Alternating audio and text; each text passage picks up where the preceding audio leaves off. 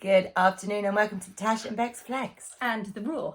The Tash, Becks and Raw Flex. Yes, yeah, we've got Rora with us today. No, darling. So, let me just move that slightly. Oh, and I'm getting kisses too. She's very affectionate. She's always been affectionate. Kisses, and we get kisses. Oh, and Bex is getting kisses I'm getting too. kisses on the arm. God, look at her. She's silly, isn't she? So today, we thought we'd pop a little fluffy one up on YouTube. A little bit of fluff. A little bit of fluff. A little bit of an intro. To our next... Oh, I just stroked your hand there. I know, I enjoyed it though. No, we're an introduction to our next line of research. Bit controversial, isn't it, Tash? It is controversial, and we won't say who we're going to be talking to, but the person we're talking to does get a bit of grief. But we're going to just take him for who he is and listen to what he's got to say. Absolutely. Like you said, we're not marrying him. No, we're not marrying him. We're not taking him. every word he says as gospel. But we're interested. I'm very interested in this person because they don't like the new age scene at all, and they have been like that for many years. Quite a number of years. Seems like quite a long time. Yeah, 6, 7 years, 8 years. They were a Reiki. Yeah, they did. I think he did like the Reiki master, and he also says, you know, that like the person who taught him Reiki, for instance, he thinks that she isn't a bad person. She's just been caught up in it all, and you know, he believes she's good, but she's carrying on the without meaning to. Yeah. And what we have to remember is we know that we have overlays on everything, infiltration on everything, and so why would it not be infiltrated? Especially if it's somewhere underneath it all is the key to everything. It's going to be the most covered, isn't it? It's going to be the most, if you think about it in that respect, it's going to be very infiltrated. Any evolution of our species. They don't want any empowerment, and they certainly don't want any, I don't want to use the word ascension, I prefer the word evolution of the consciousness or whatever, but they don't want that. So they're going to do the old jump on it. It's going to be the most jumped on thing. Yeah. Isn't it? It's a big jump on. So I've been looking at this, obviously, because I work in those realms.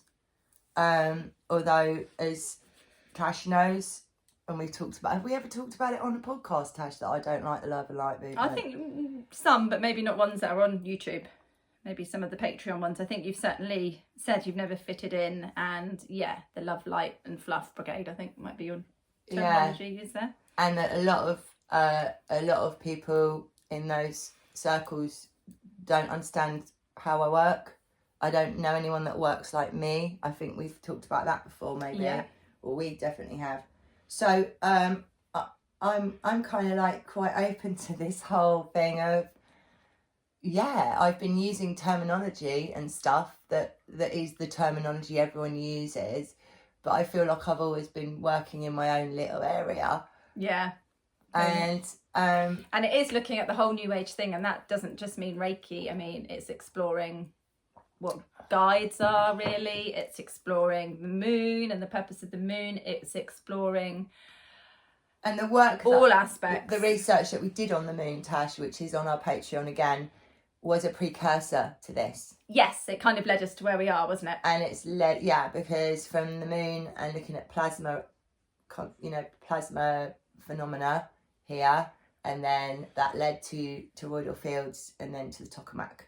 Yeah. So it's kind of, recently the stuff we've been doing on Patreon is sort of, it supports the fact that the Love and Light thing is not what it's about. As I said to you earlier, it's not about love, is it, Tash? No. It's about energy. Energy, exactly. Yeah, and awareness of this realm and what's actually how the manipulations happen and the trickery and the overlay. Yeah, because that's true. On YouTube, we haven't really spoken about the moon, have we? But no, we haven't. I don't like the moon. Never liked the moon. I think the moon's weird. I don't know what it is. And there's this whole thing, which we'll probably talk when we talk on our next podcast that we do, we will talk about this in more depth. But the whole fact that the false light of the moon could possibly be connected to when certain people die and you follow the white bright light, it's actually causing people to be reincarnated in a soul trap. An incarnation trap, possibly. Yeah.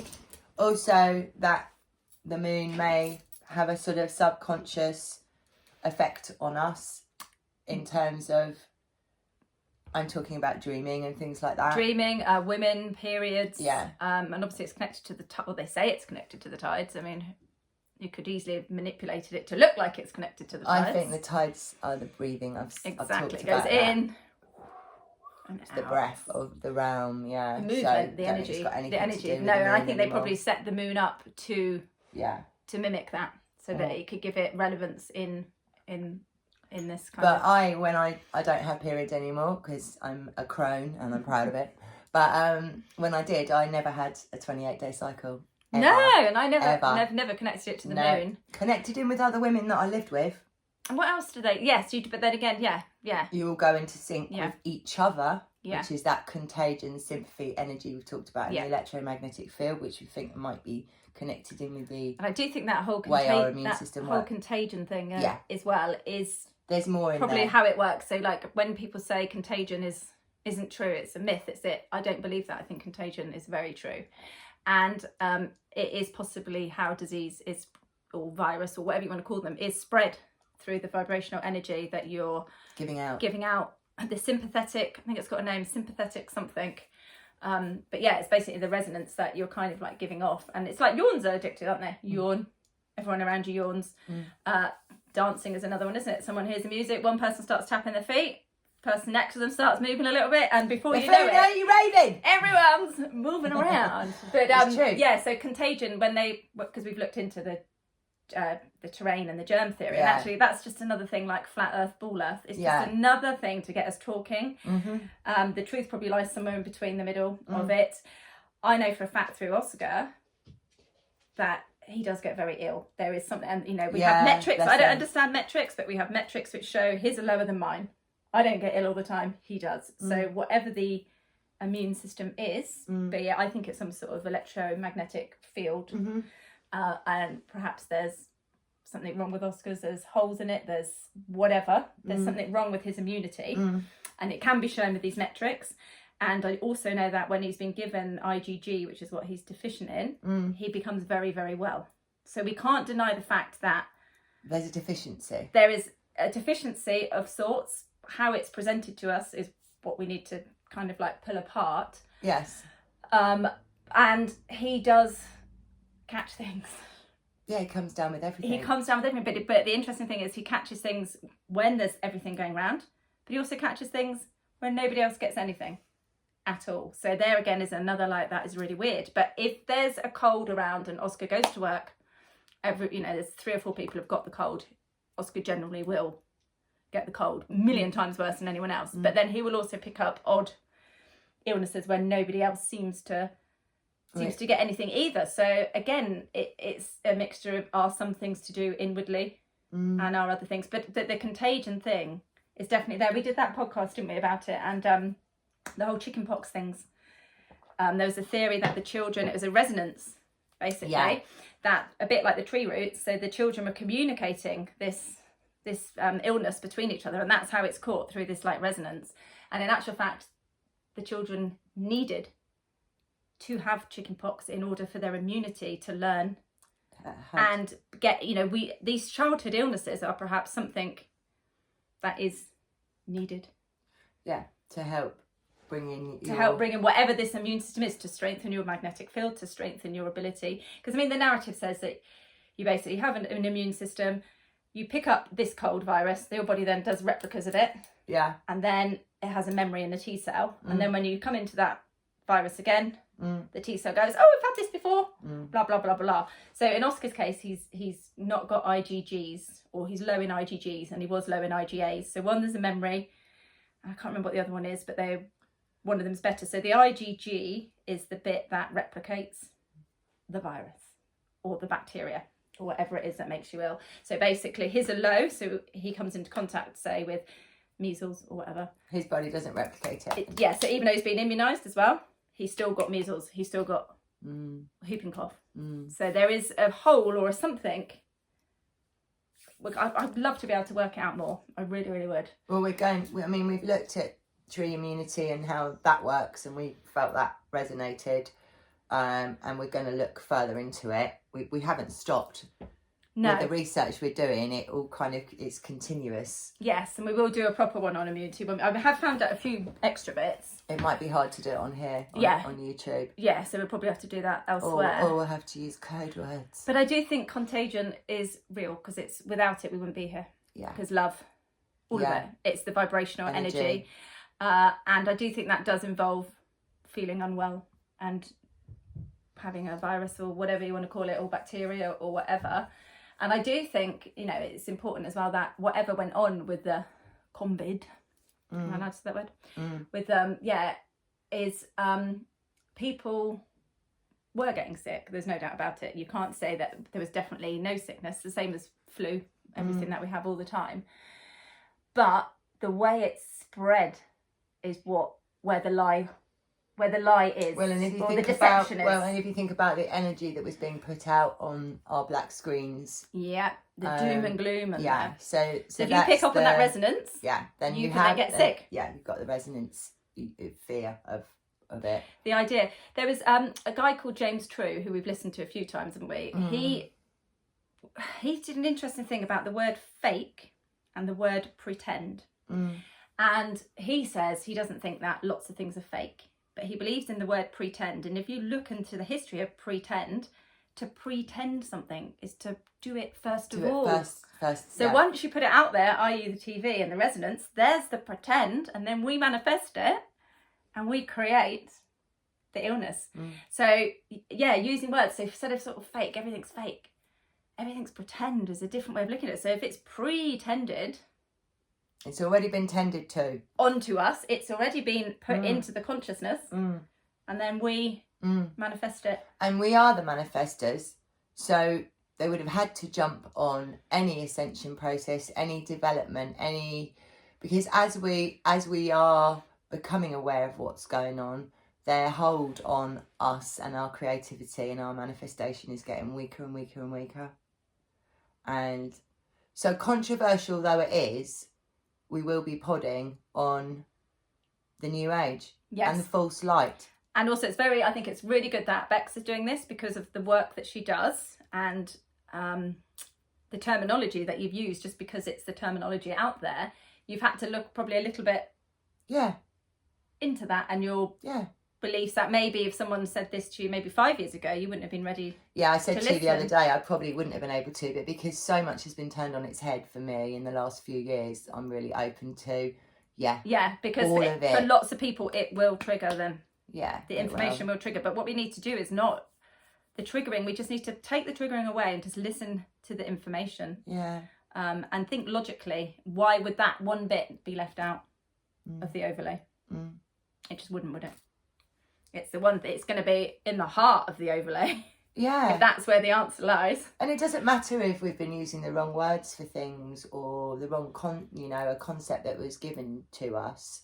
That's humanity, isn't it? That's how we work. And also, like, there's lots of people all describing a very similar thing, but using different terminology. Some people use computer kind of terminology. Some people, you'll get, like, some people saying the Anunnaki, the AI inventors, the this, that, and the other, but the Nephilim. But we're all talking about the same force overlay, or whatever you want to call it. The same thing. It's just the different. And some people find it easy to say they feel like they're living in a simulation in a computer game, because that's the world that relates to them. Other people who have a spiritual mind have obviously been surrounded by certain words, and therefore those words come naturally to them to describe. Well, I'm still saying, my guide said, and I'm like, no, I'm correcting myself. My higher self. Bex with the GHDs, because we had this funny conversation where one of Bex's, my main guide. She's my only one. Was basically like a sister who basically looked like Rebecca but had straight hair. So my thing was, Bex, it's just you with GHDs. She's like a zhuzhed up version of me, really. Yeah. She's just like the GH, the little bit, slightly preened. Yeah, she's more well turned out. Yeah, she's got her GHDs up there, like just giving it like that. Yeah. So now you would refer to that person as your higher self? Well, yeah. I call her Nula. I've called her Nula for years because I've been born into a construct where you don't have a higher self that waffles to you, so it's got to be your guide. But I've always had a higher self that waffles to me, but it's never been a guide. It's just been my better me, as I always thought, the me that thinks not in the constraint that we're in, the me that thinks freely. Outside of that. Yeah, but I've never ever thought that was a guide. In a million years, I never would have put, and that's maybe because I'm a practical. Yeah, and I'm sort of just the way the brain works differently, I suppose. Yeah. But it's interesting. But then again, you realise once you talk about it, we're talking about the same. Yeah, I'm still not sure what the runes are with me. In all of this, because they're ancient and I've worked with them a lot. I don't know anyone who works like me with them, but I think the runes that people talk about freely and openly is an overlay.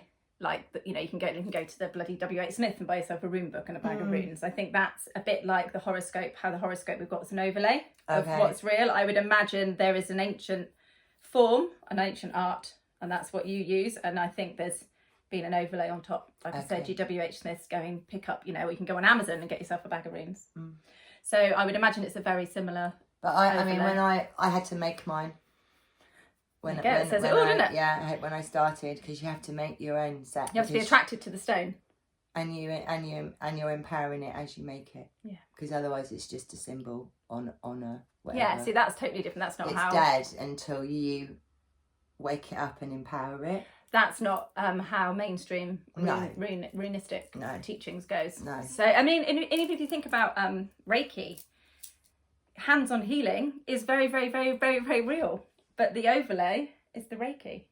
And that's what's dangerous, isn't it? Because that's when you don't know what you're letting in. When you're doing all this training and you're doing these rituals and, you become a master. Come on. Nobody becomes a master in anything ever in a lifetime, ever. That terminology itself is... Well, they play on ego in the Love and Light movement because, and there is, I mean, I don't care what anyone says, there is so much ego in those I've always felt that. Circles.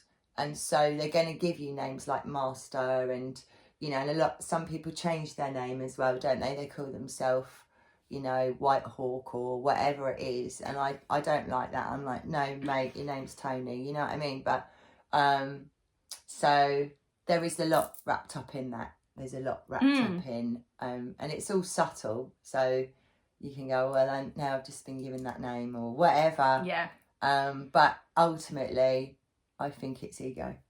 There is a lot of ego connected to it, and that's why I think when it's challenged, these beliefs are challenged. It's such an ordeal for these people. Hard. It's really, really hard. Yeah. Because they've given it is a bit like a religion or a cult in many ways. If you're so into just that healing, I don't know what's it called again, Reiki or whatever, that you can't see outside of that. It's a very similar thing to being conditioned, and you've been conditioned into just this version. Yeah. Of something which is which you can't. It's not tangible because it's massive. Everyone can do it differently, and then it's been put into constraint. You get a certificate. You go and do a course. It becomes part of the overlay, and it also just becomes part of the slave mentality. You're paying for it. You're going off to do your weekend. It's turned it into the mainstream version of healing hands. Because yes, of course you can heal with your hands, but that comes from here. It doesn't come from a piece of paper on the wall. That's how I see it. And maybe it doesn't come through us. Like I wonder about channeling now. I think it's just my is that just my higher self? I don't know. I'm still processing this myself. And I've worked in this for like 24 years. So I'm looking back at a lot of stuff, but nowhere can I find a point where it conflicts with what we're about to unearth. Because and do you think that maybe channeling is an intuition? Yeah. A knowing. A sixth sense, a gut feeling, a sensation. Yeah.